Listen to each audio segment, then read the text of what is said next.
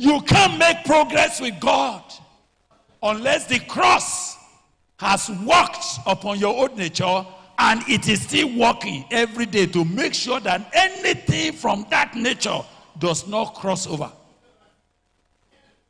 The flesh cannot cross the cross. It is the cross that must crush it. Hallelujah. Mama, are you hearing me at all? Anything that has not been crossed by the cross will only bring contamination to your life, to your ministry, to your future.